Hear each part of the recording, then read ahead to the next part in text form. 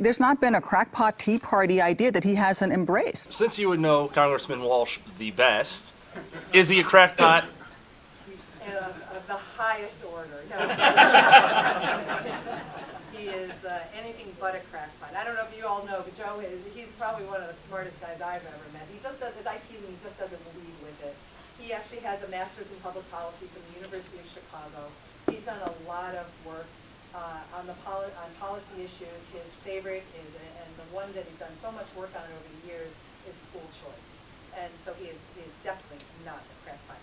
Nor are those who support these ideas of limited government and freedom, and where the government cannot force you, should not be able to force you to buy something.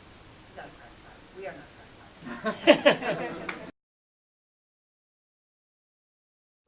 We just came from the Palatine Parade, and they said we were a certain number, and they forgot to say that in front of us that they had number 10. It was 10 ABCD, and it was just crazy. But and I'm sorry that Joe couldn't be here. There was a bit of a scheduling snafu. So he sent me instead, and he said, good help is hard to find, but it sent me instead. So thank you. As you all know, this district, the new 8th congressional district, was drawn by the DCCC for Tammy Duckworth, and with help from Jan Schakowsky. And they originally drew Joe into the new 14th to run against Randy Hultgren. And Joe said originally, you know, I can fight this fight. This will be good. My home is up here. My office is up here. But after a number of months, he said, you know what, this is not right. I'm not going to do that. This is not okay that the people in D.C. have decided who's going to represent the people of the new 8th district, including a percentage of his existing constituents. And it took a couple of months to figure it out, and finally last December, Joe said, I will be running in the new 8th. And away we have gone. Joe has been declared. Joe is declared the #1 target of the DCCC. They have said, Steve Israel has said the path to taking back the Congress and making Nancy Pelosi the Speaker again is through Illinois, and the first race that we will take on will be the Duckworth-Walsh race. And they have been relentless. They're quiet. They've been raising a lot of money, but they've been doing what they need to do. But I will tell you that we are doing what we need to do, and we have been working hard. The other thing is Jay Carney out of the White House has on several occasions said that, we're getting a thumbs down on Jay Carney. He has said on several occasions that Joe Walsh and Alan West are the people that the Democrats have got to take out of Congress. Well, we're not going to let them do that. And so we are not going to. Joe's going to fight for a fight of his life. And this is not for Joe, of course. It's for the people of the 8th district. But he said that this is a very winnable district because it's comprised of a lot of working class people who have not been working for 3 years. And a lot of them are union guys. And they quietly tell us that their bosses may be supporting Tammy Duckworth, and unfortunately their union dues are going to support her, but they are not. And at the on November 6th, at the ballot, they will not be voting for Tammy Duckworth. So I'm here to just ask today to please give us your support, come out and work for us. Joe's raising money. It's a tough fight. You know, there's a lot of people right now who are trying to raise a lot of money. Rodney raised, what, $4.5 million on Thursday. It's been crazy. Joe's out there busy raising money. But he says that the most important thing that he can do is get in front of as many voters as possible. And we need not only Joe, but people who represent Joe, like you all here in this room today. So the good news is that Randy Hultgren has a wonderful safe seat, and we hope it should be a very easy election, and Peter Roskam is in the most, Republican seat around, and it should be, does he have a competitor? I mean, he does, but he doesn't. We need your help.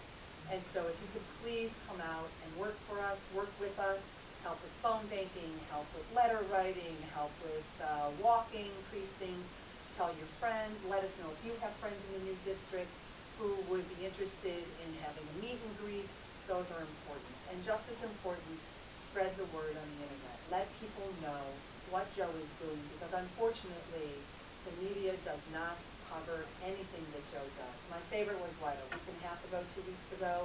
4 nuns on a bus, drive from Wisconsin, stop in Fox Lake, get off a bus. Who paid for that bus? Who's paying for their trip? I don't know. But I will tell you that Joe was holding a job fair in Schaumburg that afternoon. We had 43 employers, more than 500 people show up, and not one word of mention in any of the media. Not one word. That's the kind of stuff that constituents need to know about. They need to know how he's voting in Congress, because, as we know, the media is not going to do their job. They haven't to date. We don't expect them to do so going forward. So it's up to us to be the ground truth in this war that we have against the progressives and against Tammy Duckworth. So thank you. I'm so sorry for being late, and I appreciate everybody being here today. Thank you.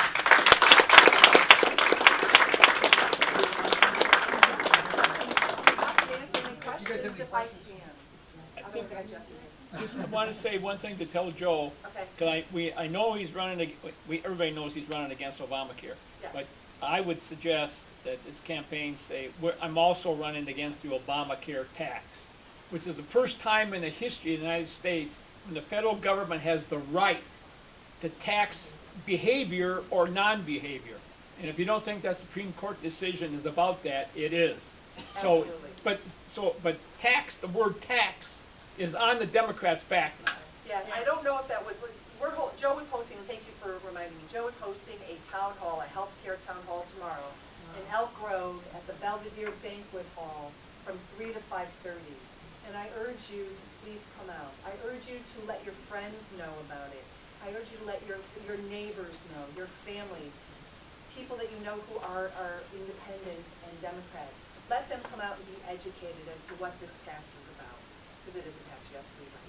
Has Joe and Chris Matthews had lunch lately together? No, they seem to be avoiding Joe. As a matter of fact, there were several promises by some of the guys on MSNBC, 2 in particular, Lawrence O'Donnell.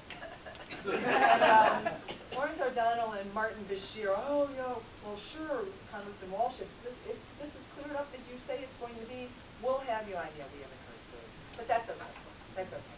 They were doing nothing but, he'd be off air, and no matter what they asked him, they just bash him and trash him. They have a set agenda, and they're not deviating from that.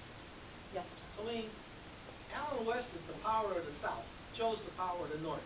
Is there any thought of having Alan West come up here and campaign with Joe? And then vice versa? There's thought about it, yes.